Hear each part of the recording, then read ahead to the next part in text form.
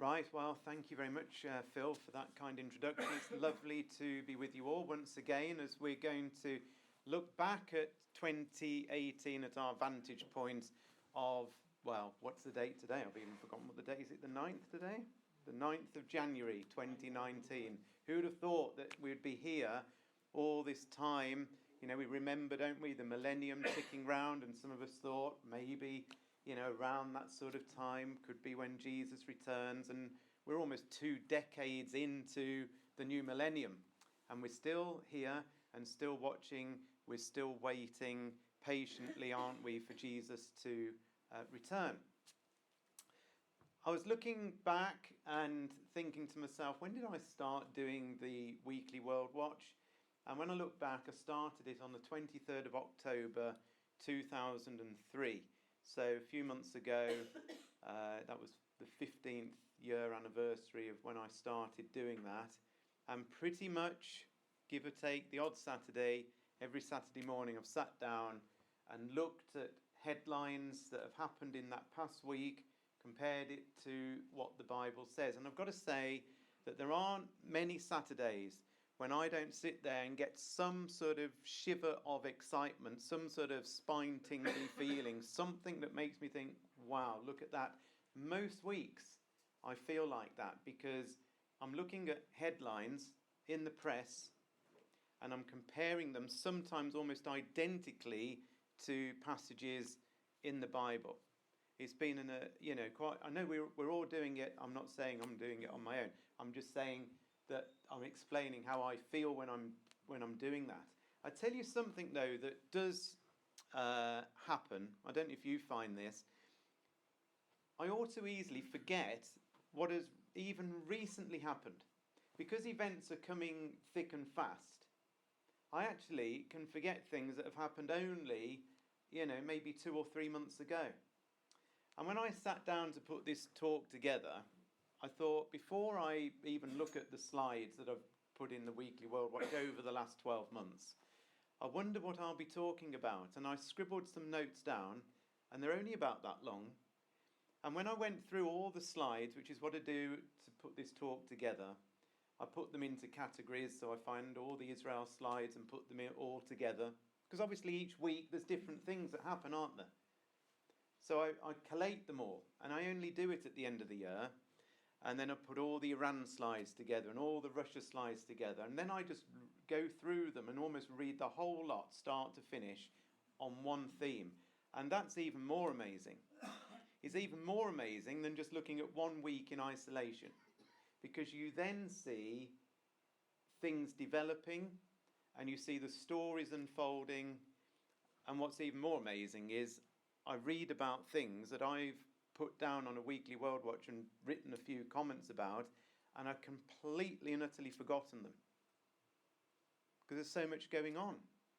So I find this exercise, whether you get anything out of it or not, I don't really mind, because I get quite a lot out of putting this together. It really does fire me up, in quite a big way, because it's just incredible. I tend to sort of look around for, just to introduce everything, to find mainstream news organisations. They do sort of summaries, don't they, of the previous year. There's quite a lot of them that do.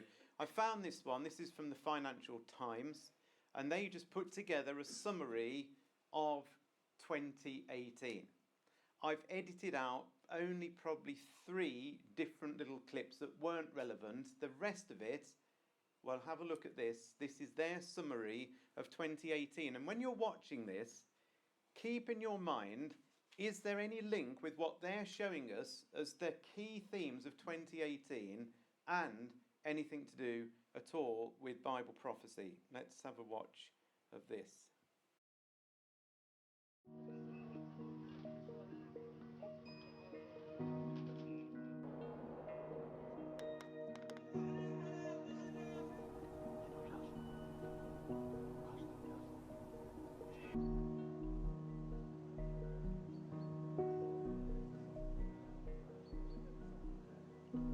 Признание того, что активно. Спасибо, что у нас...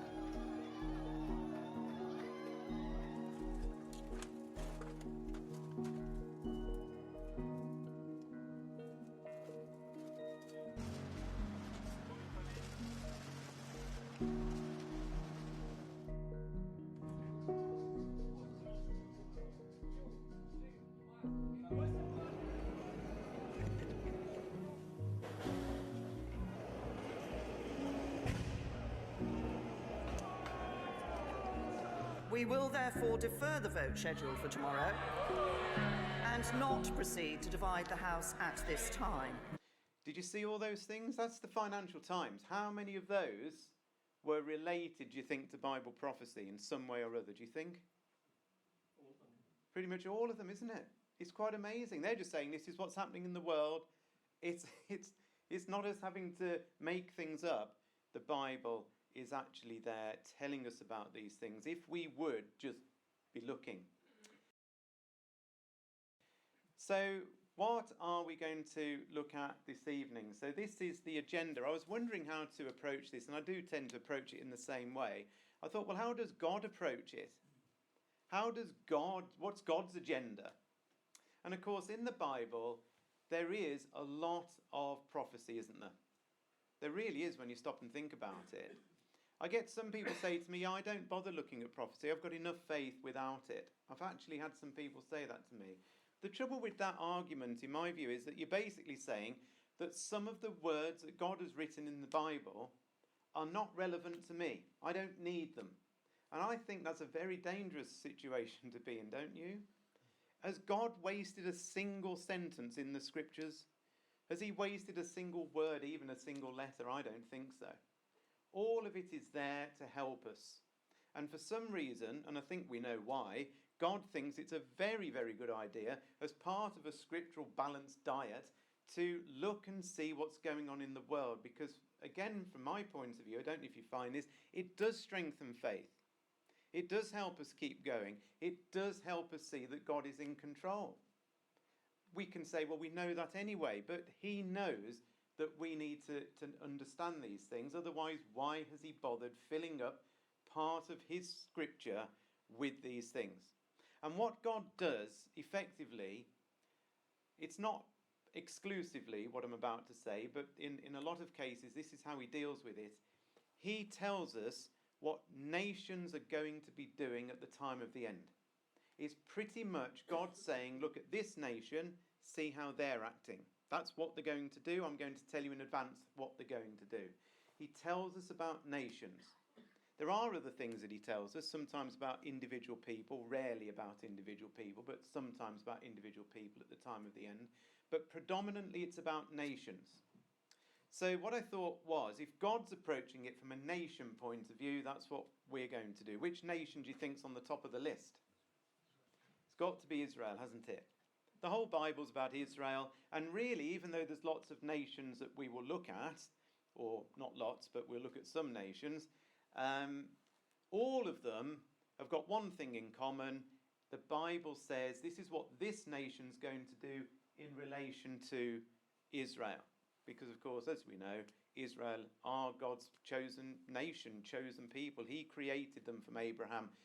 His purpose is centered all on Israel. The Bible is all about Israel.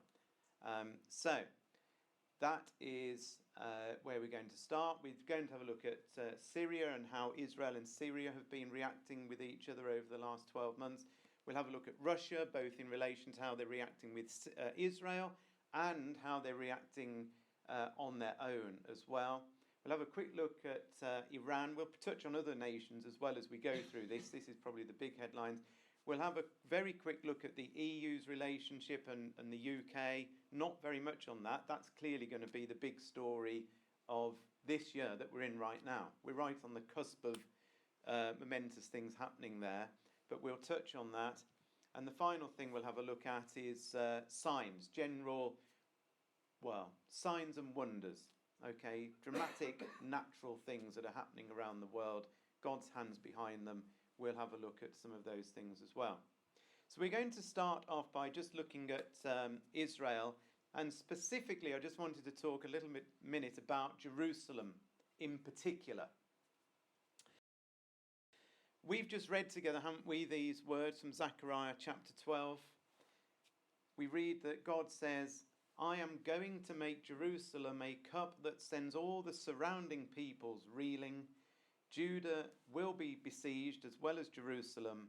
On that day when all the nations of the earth are gathered against her, I will make Jerusalem an immovable rock for all the nations. All who try to move it will injure themselves.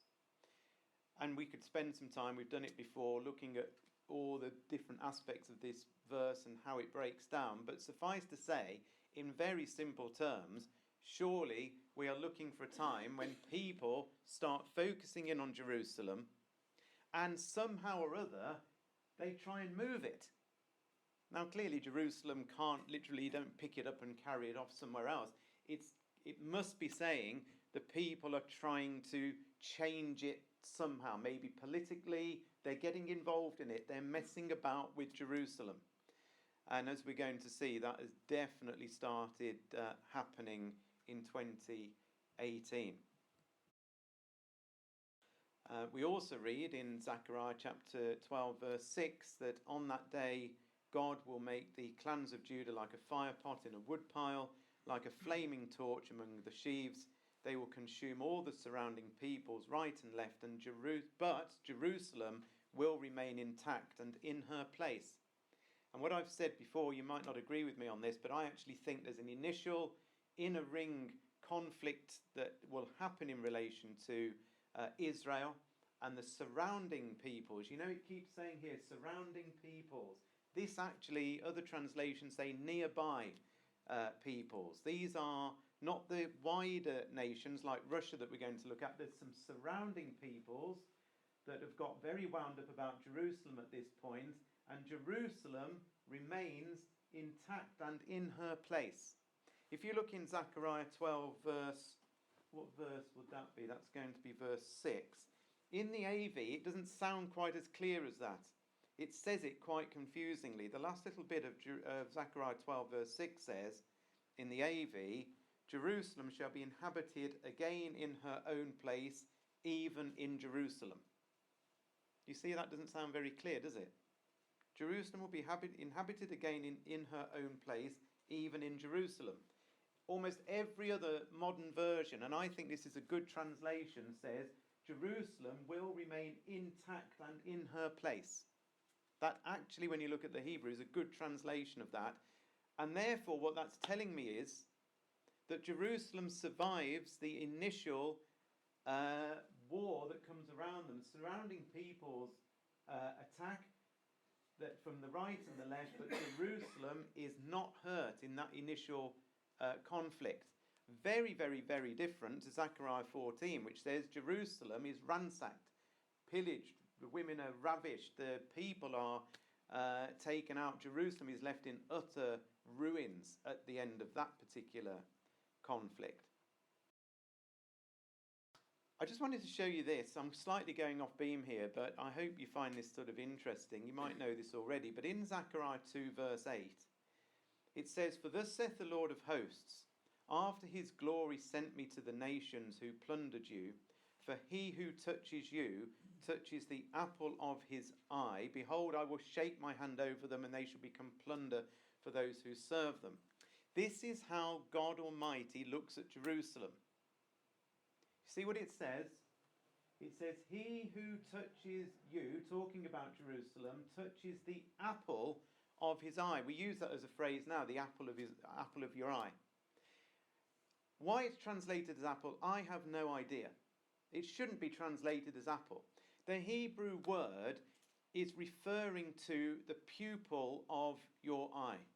The actual Hebrew word itself, and it's only used once in the whole of the Bible, by the way, I'm probably going to get this wrong, but it's barber.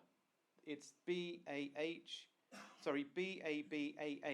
That's the Hebrew word that's translated apple, barber. But it means something that is hollowed out, and that's why it's talking about not an apple, it's talking about the pupil in the eye. Now, in your eye, there is a pupil, and it is nothing more or nothing less than a hole. And here it is, this is your eye, and there is the hole, which is your pupil. And God says that Jerusalem is exactly like that hole in your eye. Now, this is quite strange, isn't it? Why does God say that Jerusalem is like a hole in your eye, the pupil? Well, here's the amazing thing. You might think that you'd be able to touch the hole in your eye, but you know something? You can't. Because covering your eye is this thing. I don't know whether you can see it around here. Anybody know what that is? What's this bit coming around here? Yes, what was it? The cornea. Now, the cornea is quite an amazing thing. It's basically something completely invisible that covers the eye. So if you wanted to try and touch the pupil, you've got to go through this invisible barrier that's covering it. Do you see the significance of this? I want to touch Jerusalem. The only way I can touch Jerusalem is by going through an invisible barrier. Now, if you've tried touching your eye, every instinct in your body tells you not to, doesn't it? I'm going to stab my... No, I'm not. No, I'm not going to do it. I don't want to put my finger in my eye. It makes you flinch. It causes instant reaction. This is God saying, I believe God saying, I'm this invisible force around the eye. Do you know something amazing about the cornea? Your body is full of tissue, isn't it? Flesh, basically. Blood supply goes to every single solitary tissue in your body, every single solitary one, apart from this, the cornea. There are no blood cells whatsoever in this. If there were, you would see red. It would be blurred. So God has designed it so there are no blood cells in the cornea at all. None. And it's the only part of your whole body like that. No blood in it whatsoever.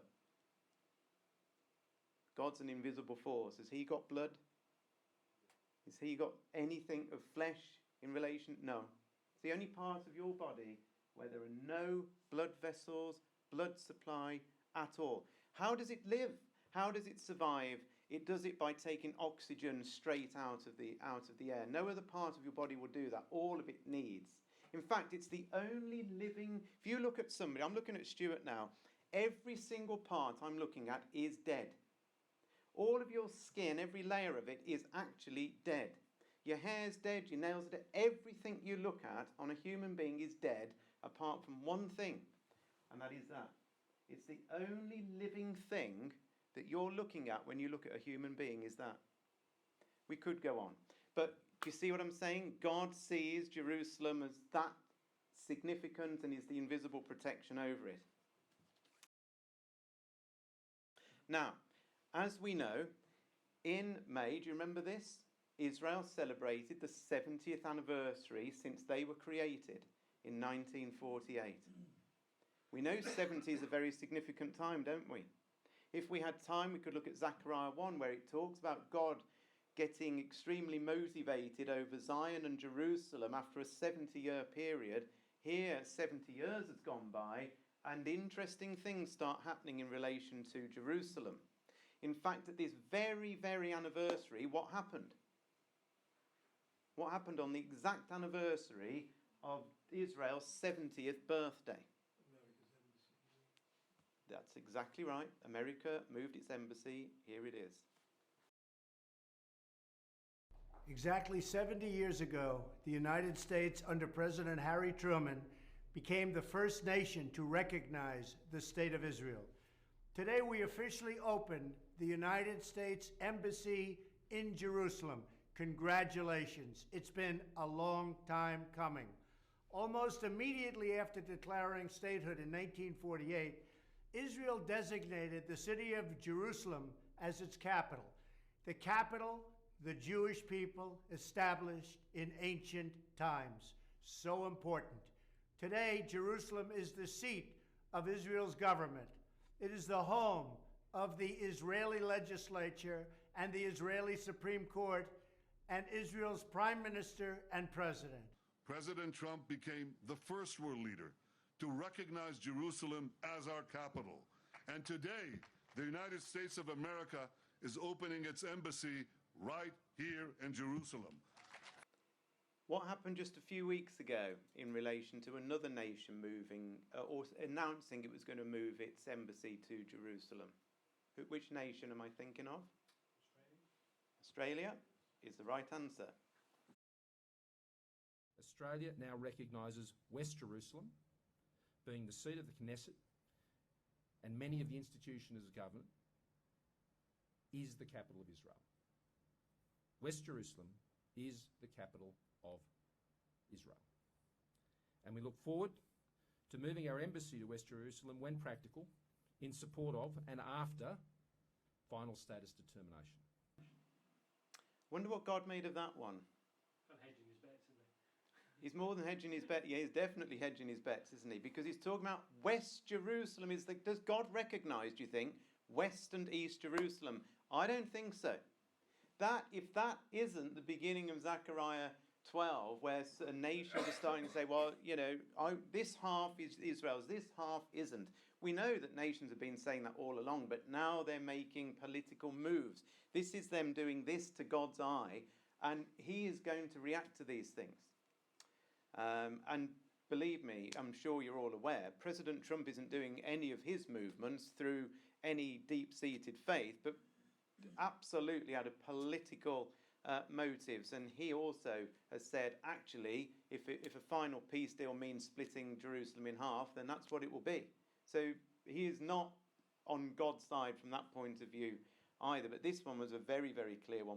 West Jerusalem is Israel's capital. That is not what God says. Other passages that, you know, I think are interesting in terms of Israel and the last days. One of them is Psalm 83. We read some interesting words about, well, let's read them. See how your enemies growl, how your foes rear their heads. With cunning they conspire against your people. They plot against those you cherish.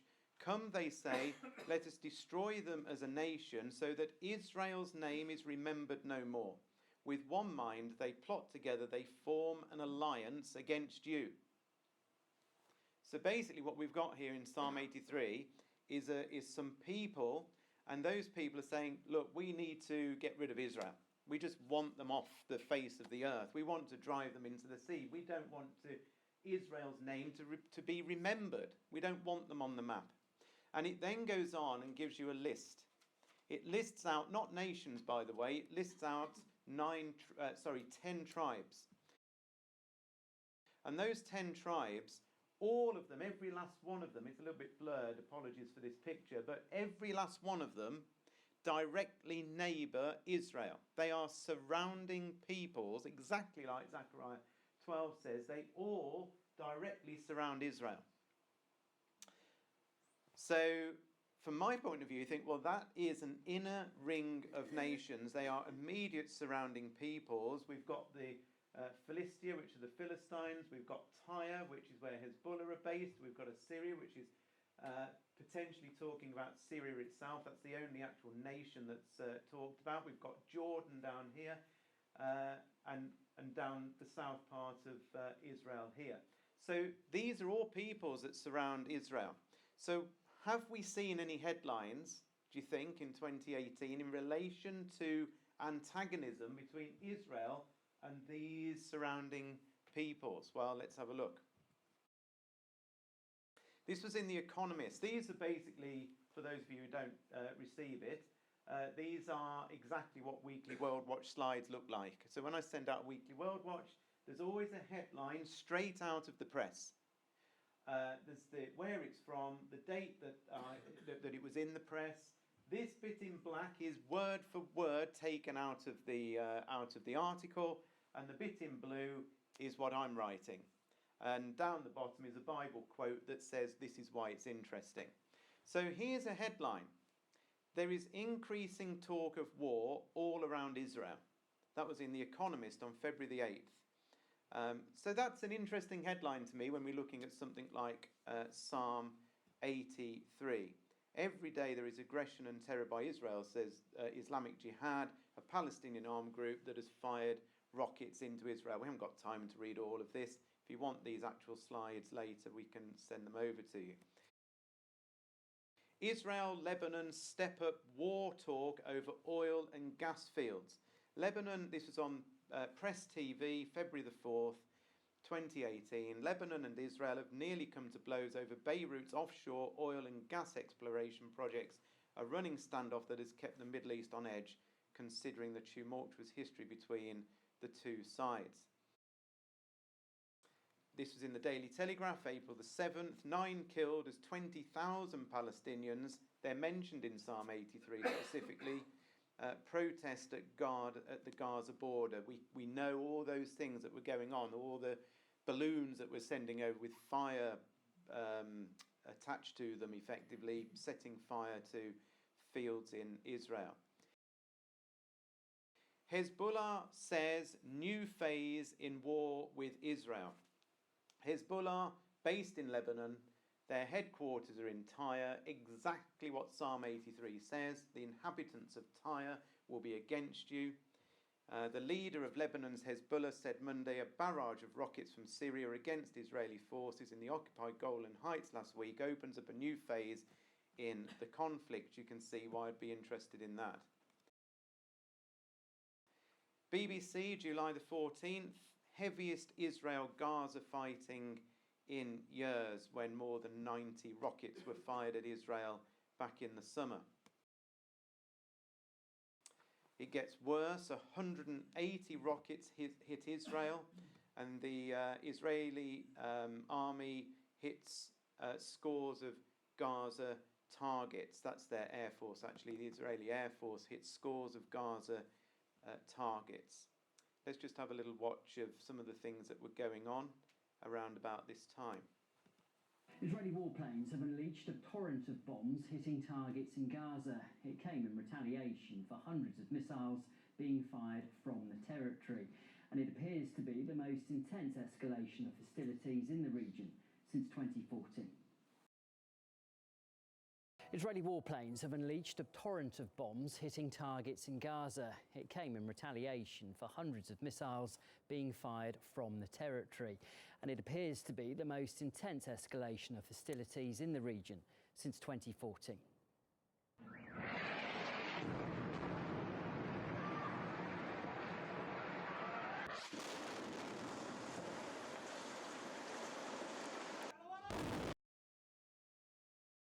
What else have we got? This was in Debkafal on October the 21st. Abdullah, he's the king of Jordan, bordering Israel. Abdullah cuts down Jordan's peace treaty with Israel. We haven't got time to explain everything that's going on there, but the bit in bold I've put, a calculated move by the Jordanian monarch to bring his kingdom into alignment with Turkey, Syria and Qatar. On the 17th of December, just a couple of weeks ago, Hezbollah moves its South Lebanon headquarters to Tyre. That's amazing, isn't it? Because they had actually shifted out of Tyre for a while, down to the south next to Israel, and now they've gone back into Tyre. And God says, Psalm 83, the inhabitants of Tyre will be against you, Israel, that they will be conspiring to bring you to an end. So lots of things happening around Israel, lots of trouble all around Israel, whichever way they look. A very, very unpleasant year for Israel. And what about the situation with Syria? What's happening between Israel and Syria? And are the two things connected? Does the Bible connect Israel and Syria together specifically? Well, I think it does. So in Isaiah chapter 17, we've looked at this quite a number of years, over the last few years when we've done this, but we know this passage, therefore. This message came to me concerning Damascus. Look, the city of Damascus will disappear. It will become a heap of ruins. The towns of Aurora will be deserted, their towns, by the way, in Jordan. Flocks will graze in the streets and lie down undisturbed, and no one to chase them away. The fortified towns of Israel, actually, that this modern version translates it Israel, but in the AV it says Ephraim, and Ephraim is code for northern Israel, north of Jerusalem. Jerusalem isn't impacted by this. This is the Inner Ring War. This is part of when the Inner Ring War happens, when Damascus comes to an end, but the fortified towns of northern Israel will also be destroyed. The royal power will cease or come to an end in Damascus. So there is a connection between events in Syria and Israel. Now, remarkably, up until October 2017, Israel had fired the grand total of no shots whatsoever in the Syrian conflict. Not one missile, not one conflagration between Israel and Syria, not one up until October 2017. In 2018, Well, in 2017 they started. There was an attack in October, then an attack in the December of 2017. And in 2018, it's escalated and escalated and escalated. There's been a total, from memory, of about 15 major onslaughts now from Israel into Syria, sometimes with literally 100 or so targets and rockets and bombs and missiles and so on and so forth. So let's have a look at some of these headlines.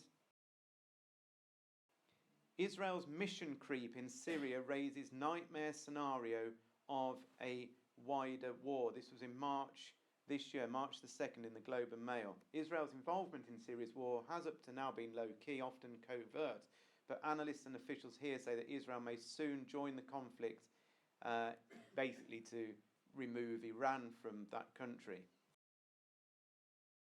Israel military drill simulates multi-front war with Russia. So we'll talk more about Russia in just a minute. Israel strikes dozens of Iranian targets in Syria. That was in May in the Jerusalem Post. Israel has struck 50 Iranian targets in Syria after 20 rockets were fired towards Israel. Israel, largest ever surface missile attack on Syria. That was on the 30th of November. There's loads in between. I just haven't put them all in. For 75 minutes on Thursday night, on November the 29th, the IDF blasted Iranian, Hezbollah and Syrian targets in its biggest ever surface missile attack on Syria. It's escalating all of the time. As each week and month goes by, it's bigger, it's more ferocious. Israeli official confirms Syria airstrikes as Russia objects. Notice this. This was in the Associated Press on December the 27th, just as we're recovering after Christmas. But the world is reaching a crisis point here. Increasingly tense relations between Israel and Russia, says the Associated Press. And we'll look more at that in just a minute, because they've taken a very, very, very sour turn indeed. What is the relationship between Israel and Russia? And what has actually happened in the last 12 months? We know in the Bible, we're told specifically that Russia themselves will come against Israel. Ultimately, that's what's going to happen.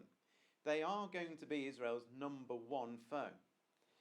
This is what the Sovereign Lord says this is in Ezekiel 39, verses 1 and 2. I am against you, Gog, chief prince of Meshech and Tubal. I will turn you around, drag you along. I will bring you from the far north and send you against the mountains of Israel. And you've got to go to ancient maps and do some digging around to see where Meshech and Tubal are.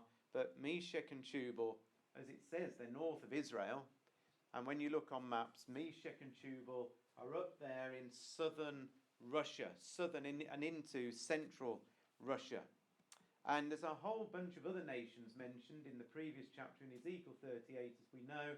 Gomer and Togarmah and Persia, which is Iran, and Cush and Put. All of those nations are an outer ring of nations that come pouring in at some later point. But all of these things could happen fairly quickly. So the point is, Russia, whatever we might hear, is, they're treading a fine line, aren't they? Trying to have a relationship with Israel. But we know deep down this nation is their number one foe. So we're expecting things to go wrong between Israel and Russia, aren't we? Well, in Haaretz, which is an Israeli publication, the headline on the 15th of March was Israel military drill simulates multi-front war with Russia. The army conducted an exercise this week which simulated a multi-front war in which Russia intervened to prevent Israel from attacking Syria. Interesting, isn't it? Israel's preparing for Russia and themselves to come into conflict with each other. On the 26th of April, in the same publication, Haaretz, we may hit Russian systems in Syria, Israel says, after threats of catastrophic consequences. August the 2nd in Reuters, Russia to deploy military police on the Golan Heights. This is Russia now, right up against Israel's border. Depka files, September the 21st. Russia and Israel at odds over the II-20 plane crash. Do you remember this? So what happened was, of course, and this has created a massive crisis that's still there between Russia and Israel. This was a turning point that really did sour relations, because this high-tech spy plane of Russia was shot out of the sky by a Syrian missile, but the Russians accused Israeli warplanes of hiding behind the Russian spy plane, and the missile came over and took out the Syrian missile took out the Russian plane. But Russia blamed absolutely foursquare Israel for the downing of that plane and the killing of 15 of its people, of its servicemen. Have a look at this. Is sending an S-300 missile defense system to its ally a week after one of its own Russian planes was shot down by inaccurate Syrian anti-aircraft fire. Moscow blames Israel for the incident. The US National Security Advisor John Bolton says the missile sale would be a significant escalation, and he is encouraging Russia to reconsider. Rory Challens with more now from Moscow. Russia's S-300, the air defense system that Russia has held off from supplying to the Syrian military until now. Within 2 weeks, a modern surface-to-air missile system, the S-300, will be handed over. It's capable of intercepting air assault weapons at a range of more than 250 kilometres, and at the same time can hit multiple aerial targets. Having an advanced anti-jam facility and high fire rate, the system will strengthen Syrian air defence combat capabilities significantly. Defence Minister Shoigu gave little doubt why the Russians have changed their position. Let me make a point. At the request of the Israeli side in 2013, we halted delivery of the S-300, which was ready to be shipped to Syria, while Syrian service personnel were given appropriate training. Today the situation has changed, not by our fault. The Defence Ministry holds Israel responsible for the deaths of 15 military personnel a week ago. Their reconnaissance plane was misidentified and mistakenly shot down by Syrian air defence amidst the confusion of Israeli airstrikes.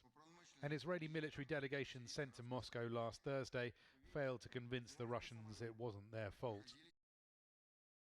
So we see things really taking a turn for the worst. Israel officials confirm Syria airstrikes as Russia objects.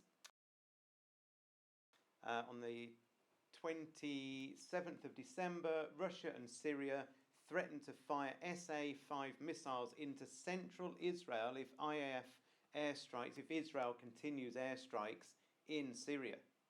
Russia and Syria threatened to fire missiles into central Israel if Israel continues its attacks. The reason that Russia got so wound up on the 27th of December is that Israel, instead of just attacking in Syria Iranian and Hezbollah positions, for the first time attacked Syrian positions, and that really has wound Russia up to the nth degree. In fact, today, I don't know whether you saw this, but Israel is saying, and this went out in their press this afternoon, that they're very concerned. They haven't named Russia, but they said a foreign power is about to interfere in our elections that are coming up on the 9th of April. And all of the commentators are saying they're talking about Russia. They're concerned that Russia, because they've gone so anti-Netanyahu and what's going on, wants a different regime sat in Israel. So Russia is about, they say, to start influencing events in Israel. So events coming up as we move forward into 2019. There are elections to be held on April the 9th in Israel. Netanyahu's been forced to bring them forward. That's another story. But here's an interesting one. Again, on December the 27th, Israel's early elections could trigger new Gaza violence. Every time Israel goes up for an election, the tensions increase. Everybody tries to get their own way. And we could have a perfect storm on our hands with everything surrounding Israel, with events happening in Syria, with Russia on the edge, where things could quite easily explode into something very, very unpleasant, but exactly what God said would happen in Zechariah chapter 12. So we've got a very tense situation between Russia and Israel that's suddenly come on the scene in the last few months. The bear is waking up, though, not only in relation to Syria. We've seen lots of things happening, haven't we, with Ukraine in recent weeks and months. One of the things that the Bible says about Russia is that they're going to prepare for this conflict that we've been talking about for 150 years. We read in Ezekiel 38, talking to the leader of Russia, a man called Gog, get ready, be prepared, keep all the armies around you mobilized and take command of them. A long time from now, you'll be called into action. In the distant future, you will swoop down on the land of Israel, who, by the way, will be enjoying peace after recovering from war. Might be a reference to the Inner Ring War that has just come to an end. Anyway, has Russia, do you think, been preparing for conflict? Have you been noticing headlines in the press about Russia preparing for conflict? Here's some. Russian military conducts massive missile drills. That was in the Associated Press on January the 15th last year. Russia's Putin unveils invincible nuclear weapons. That was on March the 1st on the BBC. Russian military tests nuclear-capable hypersonic missiles. That's Voice of America on March the 12th. Russia tests new nuclear missile NATO calls Satan II. Basically, they don't call it Satan II. You'd be surprised to know. The Russians don't call it Satan II. They call it something else. And the thing that they called it is massively significant because it links directly to Magog. What they ended up calling this hypersonic nuclear missile is an ancient name for Magog, but that's another story for another time. Russia says 63,000 of its troops have seen combat in Syria. That was in the BBC on August the 23rd. Russia just put its military on high alert ahead of massive war games that will be unprecedented in scale. That was the Associated Press on August the 20th. On August the 28th on the BBC, Russia war games, the biggest since the Cold War, are justified. Reuters, September the 13th, Putin inspects war games and vows to beef up the army. Have a little look at this. Russia has announced that it will hold its biggest war games in nearly 4 decades next month. Vostok 2018, as they're called, will take place in military districts in central and eastern Russia and will also involve the militaries of China and Mongolia. 300,000 troops, 1,000 military aircraft, 2 of Russia's naval fleets and all its airborne units will take part. What did God say? Have a look, will you, he says, at when Russia's preparing. It's got to be a big sign to you that we're close to the end. If this isn't Russia preparing, I don't know what is. Here's an interesting one. This is in NATO Review. It's a NATO Review magazine, December the 20th, a few weeks ago. 10 years of Russian warfare preparation and exercises. These visible events represent a small fraction of what is a whole of government and nationwide Russian effort to develop the ability to conduct large-scale conflict on short notice against a major military power and to influence potential adversaries. That's what NATO wrote in that review. And we finished the year on a very pleasant note from Putin. Excellent New Year's gift is what he actually said word for word, but in Russian. Excellent New Year's gift. What was this excellent New Year's gift that Putin gave to his people? Well, Putin boasts after testing invulnerable Russian hypersonic missile. This missile flies 1 mile a second. Nothing can bring it down, and no nation on the planet has got a weapon like this. Not America, not China, nobody. They've developed something nobody else has got. A lot of preparation. Another passage that links into all of this, of course, is in Daniel chapter 11, where we read, at the time of the end, which is where we are surely, the king of the south will attack, the AV says push, the king of the north. And the king of the north will storm out with chariots and charioteers and with a vast navy, and he'll invade lots of different lands. Now, we know who the king of the north is, because the king of the north is Russia. That's identified for us, is it not, in Ezekiel 38. The king of the south, however, is the opposing force to Russia. And we find out, and we'll look at it in a second, but in Ezekiel 38 verse 13, we're told that the opposing force is Saudi Arabia and the Gulf states allied with Britain and America. And we'll decode that in just a second. But we're expecting, therefore, I believe, friction, massive friction between the king of the south, which is the US, UK, Saudi Arabia, and the king of the north, because there's going to be some... This word attack is a bit too strong. In the Hebrew, it means to gore. It literally means a military provocation. There's a military provocation between the king of the south and Russia that might not have happened as yet. But are we seeing huge tension between Britain and Russia, and America and Russia, and Saudi Arabia and Russia, do you think? Well, March the 8th, Russian spy attack, military deployed after poisoning. That was in the Washington Post. We all remember that because it's close to home here. In The Guardian on March the 17th, Russia expels 23 British diplomats as row deepens. France 24, the news agency, on March the 17th, Russia outraged as UK blames Putin for the poisoning. Russia-UK relations more dangerous than the Cold War. That was the Telegraph on March the 15th. Row between West and Russia is even more dangerous than the Cold War, warns an expert. That was in the Express on March the 27th.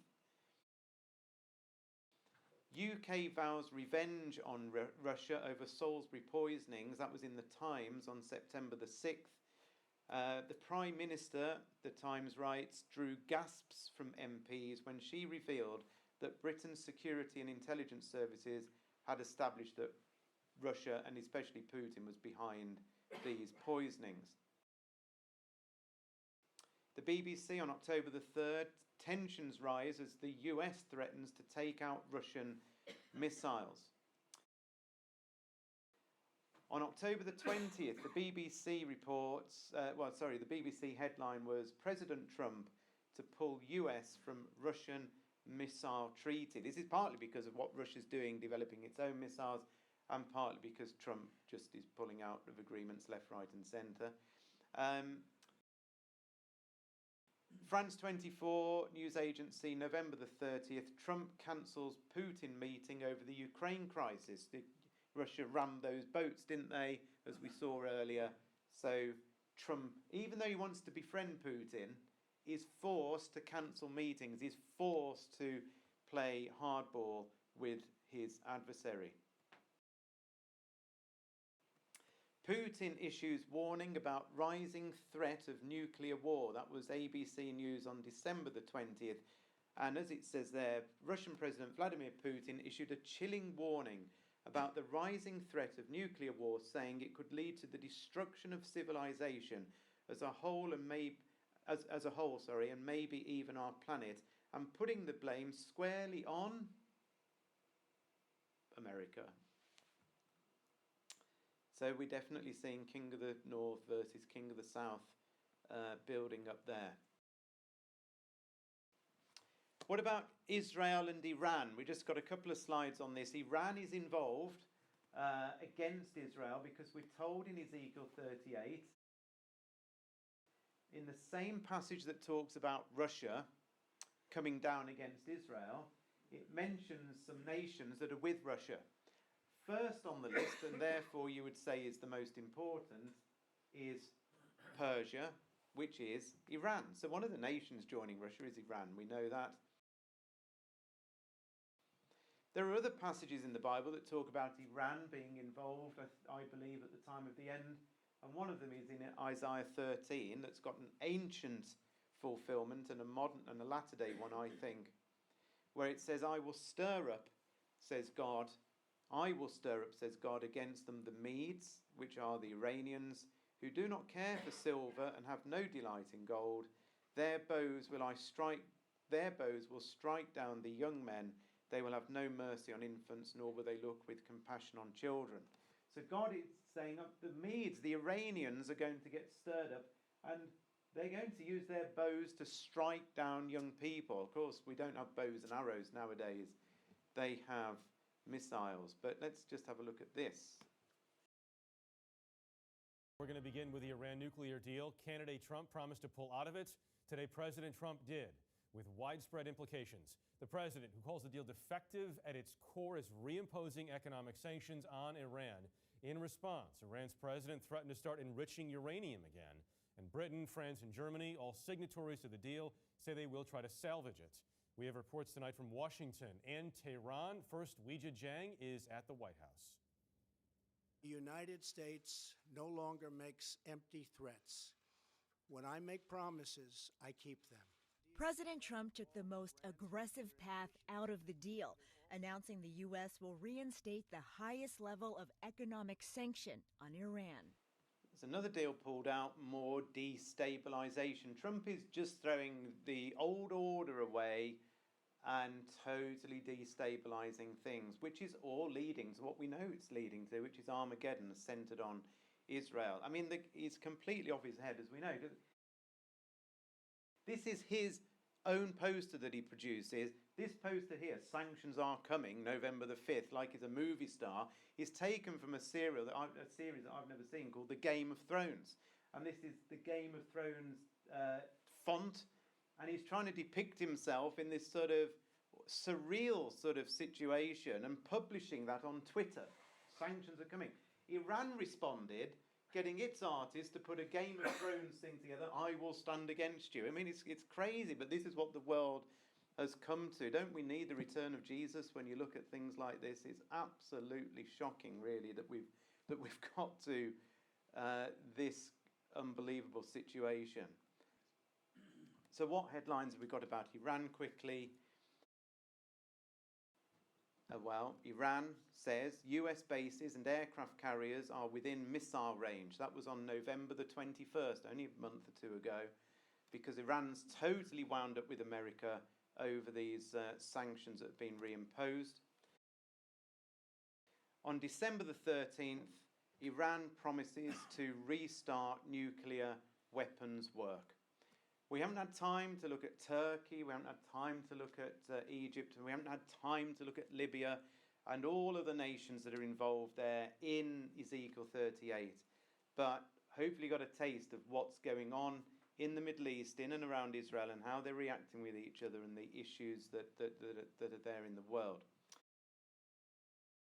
Just quickly, have you got 5 minutes? So you're all right just for 5? There isn't, well, I say 5, it might be 10, but we're not too far off. Just very quickly in relation to Britain. I'm saying this is quick. We could do evening after evening looking at the role of Britain. The reason I haven't done so much quite on Britain in this particular one is because I tend to look at things that have happened rather than things that are about to happen. You know, this event is about to happen, isn't it? Something's going to happen with Brexit. So I'm just going to show you a few slides, perhaps of what we might expect to see down the line. We've already pointed this one out in Daniel 11, verse 40, where we've got the king of the south.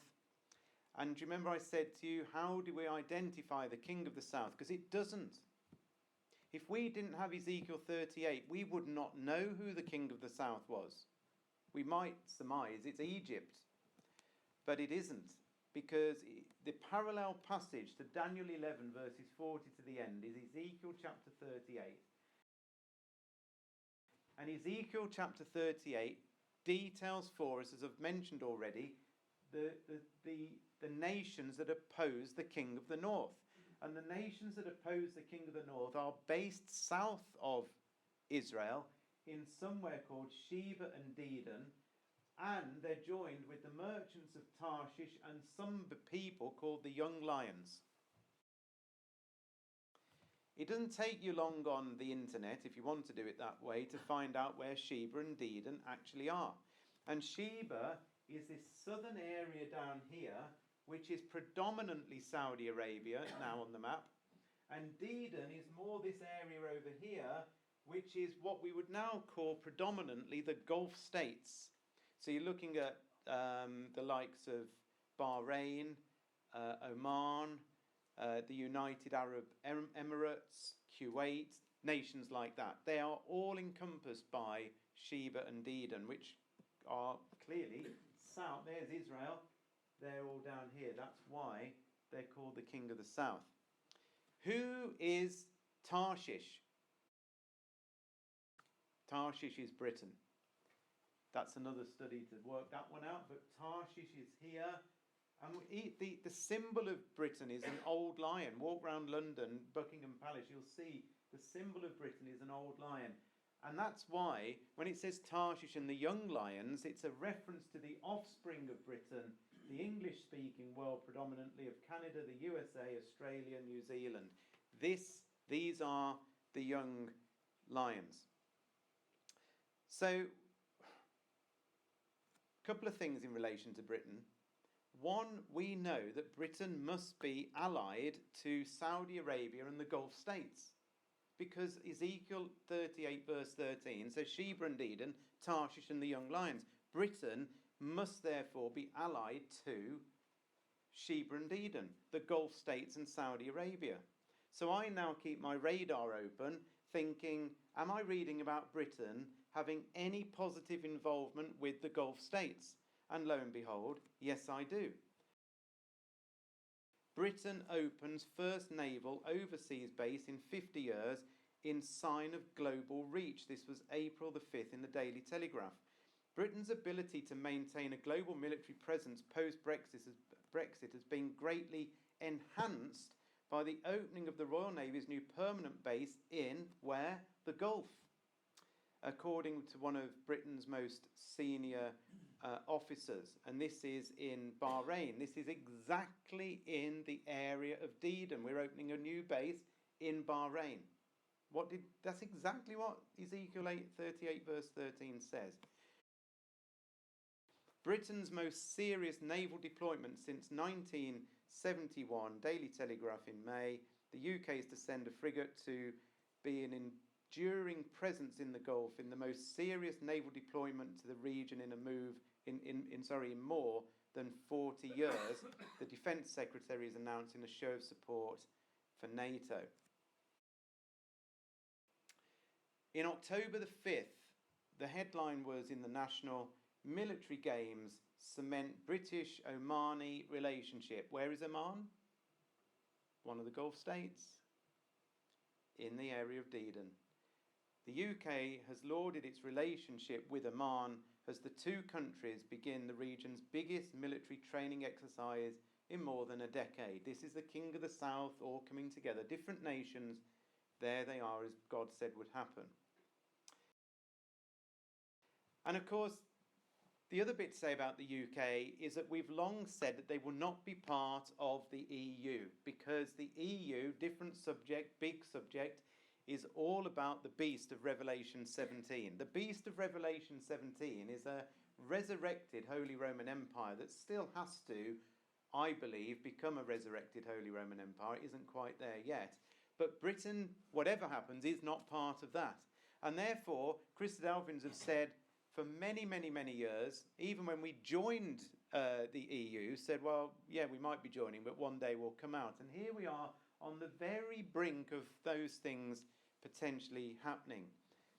January the 4th, a few days ago, the UK plans rehearsals for no-deal Brexit amid fears of road and port chaos.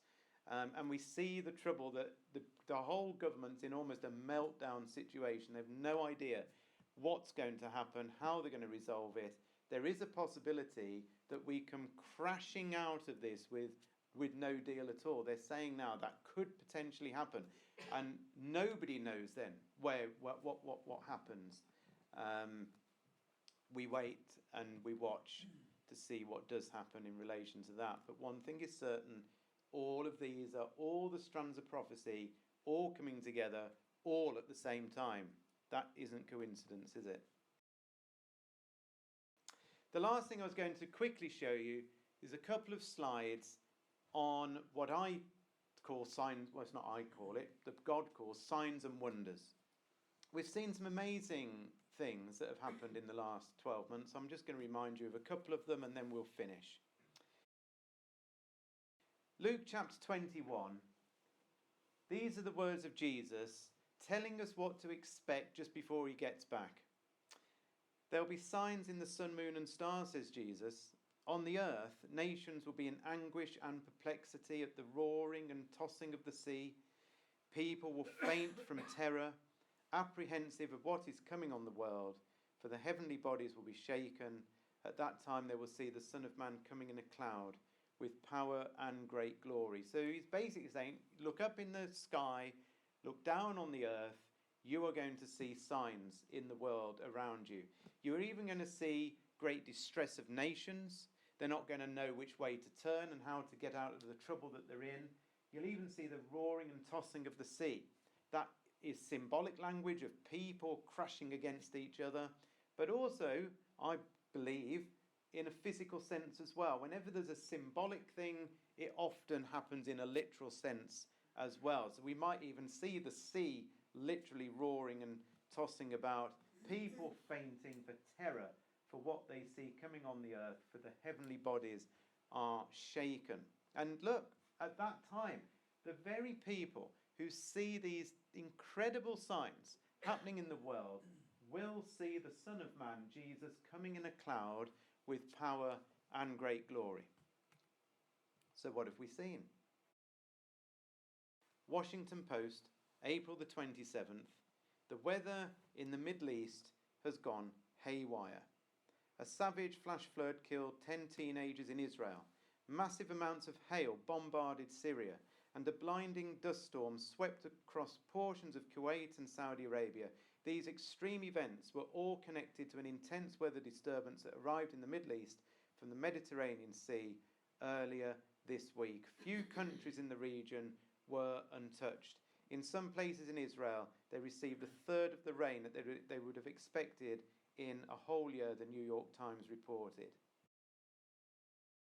In The Independent on July the 21st, the headline was, all-time heat records have been set all over the world this week.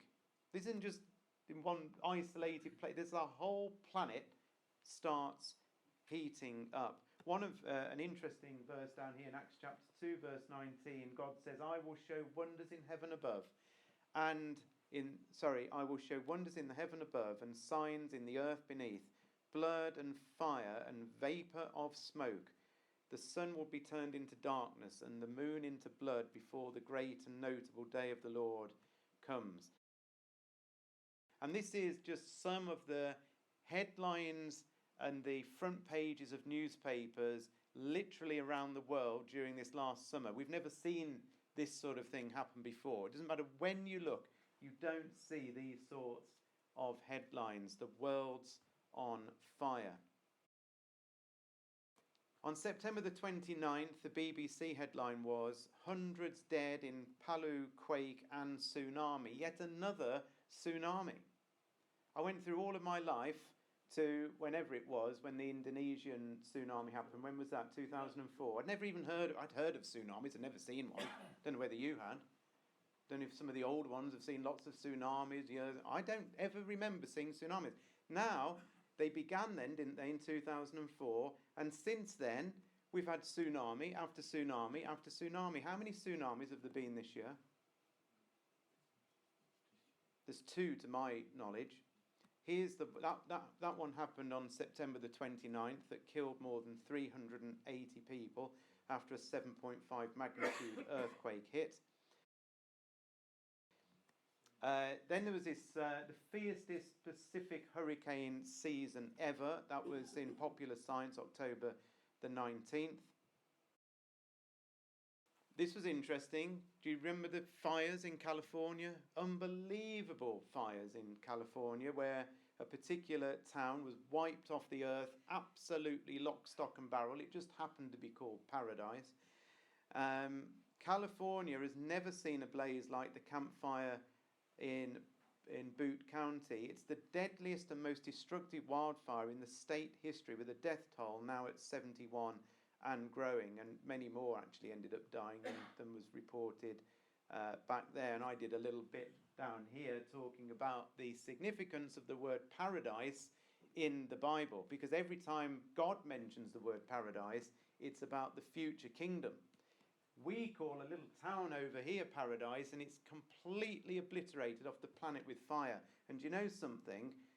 That's exactly what God in 2 Peter 3 says is going to happen. The world is going to be judged by fire coming shortly, to be replaced with the true paradise, the coming kingdom on this earth. And of course, December the 23rd, just before Christmas, Indonesia tsunami kills hundreds after the Krakatau eruption. This was more sinister than all of the other tsunamis, really, because there was no earthquake.